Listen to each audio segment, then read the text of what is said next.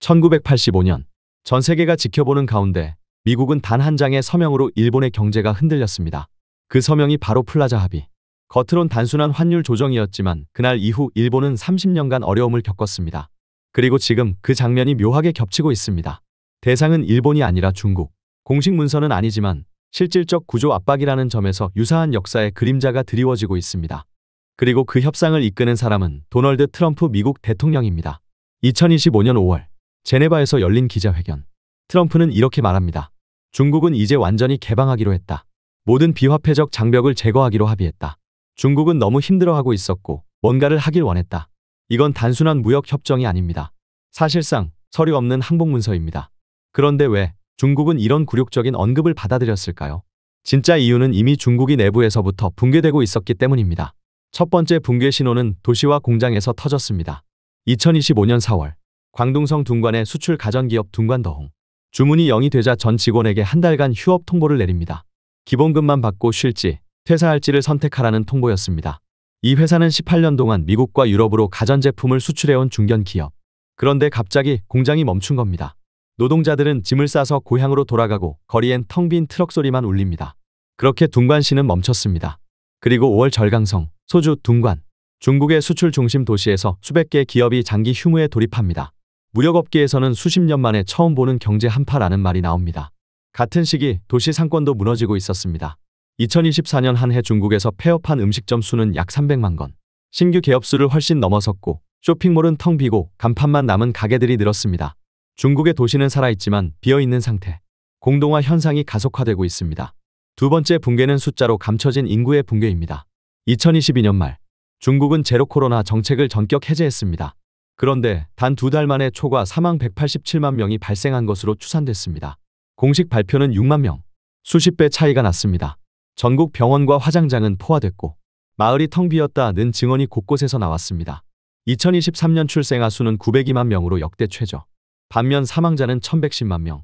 출생보다 사망이 더 많은 자연 감소는 2년 연속 이어졌고 해이룽장성은 출생 사망 통계를 아예 발표하지 않았습니다. 일부 지방은 이미 사라지고 있었습니다. 세 번째 붕괴는 전력입니다. 2023년 가뭄과 폭염으로 중국 주요 댐 수위가 급락하며 수력 발전량이 최근 8년 중 최저 수준으로 떨어졌습니다. 전력 부족으로 자동차 공장, 반도체 공장이 멈췄고 일부 도시는 밤마다 불이 꺼졌습니다. 엘리베이터는 멈췄고 상점은 조업을 중단했습니다. 도시는 불빛을 잃었습니다. 중국은 이제 전기도 부족한 나라가 됐습니다. 그리고 이 무너지는 내부 상황을 미국은 정확히 알고 있었습니다. 그리고 무너지는 그 타이밍에 한 발 더 들어갑니다. 중국은 그동안 동남아 4개국, 캄보디아, 말레이시아, 베트남, 타이 등을 우회 수출 통로로 사용해왔습니다. 겉으론 동남아산 제품이지만 실제로는 중국 자본과 기술, 원자재가 투입된 구조였습니다. 그런데 2025년 4월 미국은 이들 제품에 최대 3,521%의 관세를 예고합니다. 특히 조사에 비협조적이었던 캄보디아 업체들에는 수천 % 관세가 부과될 수 있다는 입장을 발표합니다. 미국 상무부는 이렇게 말합니다. 중국은 숨을 곳이 없다. 시장 왜곡은 더 이상 통하지 않는다. 중국의 우회 전략, 즉 대가리 수출은 한순간에 봉쇄당했습니다. 그리고 트럼프는 말했습니다. 중국은 개방하기로 했다. 장벽을 없애기로 했다. 나는 시진핑 주석과 아주 좋은 관계를 갖고 있다. 하지만 이건 협정문이 아닙니다. 문서화되지 않았고 관세 인하도 90일 유예라는 조건부입니다. 이건 이렇게 읽어야 합니다. 너희에겐 아직 마지막 기회가 있다. 하지만 이번에도 받아들이지 않으면 진짜 끝이다. 그렇지만 언론에서는 이 대화가 헤드라인으로 나갑니다. 시진핑 중국 국가주석과 이번 주말에 통화할 수도 있다. 그렇다면 왜 트럼프는 이 타이밍에 이 말을 꺼냈을까요? 미국 정치 분석가 라디 마르틴은 트럼프의 협상 방식을 이렇게 표현합니다. Pure art of the deal. 협상의 예술 그 자체라는 뜻입니다. 트럼프는 언제나 상대에게 협상의 칼자루를 쥐어주는 척하면서 실은 그 칼이 자기 몸을 겨누게 만들어버리는 방식으로 판을 엽니다. 트럼프는 협상을 단순한 거래가 아닌 심리전과 정보전의 무대로 바꾸는 인물입니다. 이런 트럼프의 협상 철학이 다담긴 이 발언은 캐나다와의 협상 사례에서 나온 것이지만 트럼프가 위기 타이밍마다 사용하는 압박 전략을 보여주는 전형적 예시입니다. 캐나다 총리 트리도의 참모 한 명을 공개적으로 지목해 비판했죠. 그 여자는 끔찍했죠. 나는 그 사람 마음에 안 들어요. 이건 단순한 감정 표현이 아닙니다. 상대국의 개인을 직접 지목해 압박하는 방식. 트럼프는 협상을 무역 테이블이 아니라 정보전과 심리전의 무대로 바꾸는 인물이라는 걸 보여준 거죠. 이 사례는 물론 캐나다와의 협상 이야기입니다. 그러나 트럼프의 협상 철학, 불가능해 보이는 목표조차 현실로 만들어내는 집요함과 계산된 언행. 그 철학은 지금 중국과의 회담에도 고스란히 반영되고 있습니다. 하지만 대한민국의 일부 언론은 어떤가요? 트럼프가 던진 메시지 중에서 나는 시진핑 주석과 아주 좋은 관계를 갖고 있다. 이 부분만 따와서 중국의 성과처럼 포장합니다. 실제로 중국 개방이라는 키워드로 국내 뉴스를 검색해보세요. 트럼프의 전략, 구조적 포위전, 내부 붕괴 같은 핵심은 싹 빠지고 중국이 미국으로부터 양보를 받아냈다는 식의 보도만 가득합니다. 이건 사실의 왜곡입니다. 그리고 우리는 바로 이런 왜곡부터 교차 검증해야 합니다. 트럼프의 전략은 단순한 무역전이 아닙니다. 이는 정보전이자 심리전이며 표면적 합의가 아니라 본질적 압박이었습니다. 그리고 그 모든 포위망 중 가장 치명적인 줄은 식량이었습니다. 중국은 매년 1억 톤이 넘는 대두, 즉 콩을 수입하고 있으며 이 중 상당수가 미국산입니다. 왜일까요? 바로 돼지고기 때문입니다. 중국은 세계 최대 돼지고기 소비국이며 이 돼지들을 키우는 사료가 바로 수입산 대두입니다. 중국의 대두 자급률은 10% 이하. 그중 미국산은 수분 함량이 낮고 장기 저장에 유리해 전략 비축에 사용됩니다. 즉, 중국은 미국에게 먹이를 빌려 쓰고 있는 상태입니다.